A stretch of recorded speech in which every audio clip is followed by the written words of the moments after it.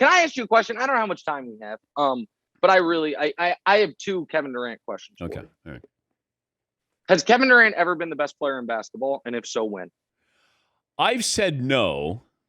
I get into this discussion with Doug Gottlieb. Gottlieb is like, KD oh my God, Gottlieb's been the best player for 6 years. I know. And oh my God, it's so stupid. And I said to no, LeBron has always been better than Kevin Durant. Last year, one could argue, with LeBron getting hurt, not playing great in the playoffs, that Durant passed him. But then last year, Giannis passed them both. And now it's Giannis. All right, here's the next question, because here's the other thing. You know how much I care about ranking players. I feel like, so Bill Simmons, who cares even more about ranking players than me, and wrote one of the greatest books on basketball ever, and I have tremendous respect for him. He keeps just casually saying, KD is one of the 10 greatest players ever. Not only do I not think that's right, I don't think anyone actually thinks it if you name the names. So just walk with me here and stop me if there's anyone you think there's an argument KD's better than. LeBron, Kareem, Michael, Magic, Wilt, Russell. We're at 6. Already off the top, no question. Tim Duncan, Kobe Bryant, Larry Bird. We're at 9. To be top 10, you have to then be better than everyone else. I have not mentioned Akeem. I have not mentioned Shaq. I have not mentioned Dr. J. To me, those are 3 more clearly. Now we're at 12, and here's the other problem for KD. Is it ridiculous for me to say he's going to end up the 4th best of his era? LeBron, Giannis, Steph, Durant. Like the post, like that. So to me, KD's a hell of a lot closer to 20 all time than to 10. I didn't even mention Moses. I didn't mention Oscar or Jerry. Oscar and Jerry are tough. And they're so long ago, I'm not going to act like I watched them. But I don't think any of those names jump out to you as, oh, that's Nick, that's ridiculous. Durant's better than that guy. I'd like to know who Bill Simmons is taking out of the top 10. I'd just be curious, because at some point, now Simmons isn't taking Larry Bird out of there, but at some point, somebody's going to make a case for themselves that Larry Bird drops out of the top 10 all time. Just because he didn't have longevity. He did have the 3 MVPs, but you might have Giannis. I think Giannis is going to replace him. Yeah. Right now, like, I think Larry is a strong 9. But if you're 9, you're holding on for dear life for that top 10. Yeah. I have Larry right ahead of Akeem and Shaq and Dr. J. What about Dr. J gets screwed because nobody cares about the ABA, but he was so dominant. But go ahead. What about Steph Curry? If Golden State wins a title this year, to me, Steph Curry would then, does he move ahead? I know people love to say he was never MVP of the finals. I understand all that, but if he wins the title without KD, do we then put him higher on that list? Yeah, I think if he wins the title this year, he jumps Moses and Dr. J. And I think you start having a real conversation. It's so funny. You couldn't have 2 more dissimilar players of him and Shaq. I've always been an Akeem, a slightly ahead of Shaq guy. But then it's a real, like, Shaq and Steph couldn't be, more diametrically opposed players.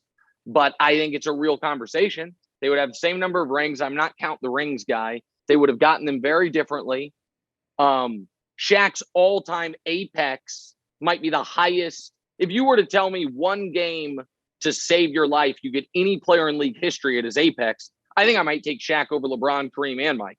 Like, apex Shaq, I'm like, well, I'm getting 40 and 20 and 5, like, guaranteed. But he just wasn't there long enough. And Steph, it has to, if the goal is winning, it has to be accounted for. This guy's the greatest teammate this side of Tim Duncan we've seen in 30 years. That he welcomed Durant in. That he is now saying, I'll come off the bench when you need me. That stuff has to matter. Yeah, I still look at, there's certain guys that I look at and say they're underrated. Like, I think Olajuwon is underrated. I mean, to me, he's player ever. He's my favorite. Doesn't he? He still leads in block shots all time. Yeah, of course. Yeah. He's up there in steals as well. Yeah, of course. Yeah. And people don't. The thing is, nobody knows. Dude went to the finals in '86. Nobody cares about that. Lost to one of the greatest teams ever in the Celtics, and then the next year in the playoffs, averaged. I don't have it in front of me. but in a series they lost in the first round, averaged like 37 and 17 with 4 blocks a game. They lose in round 1.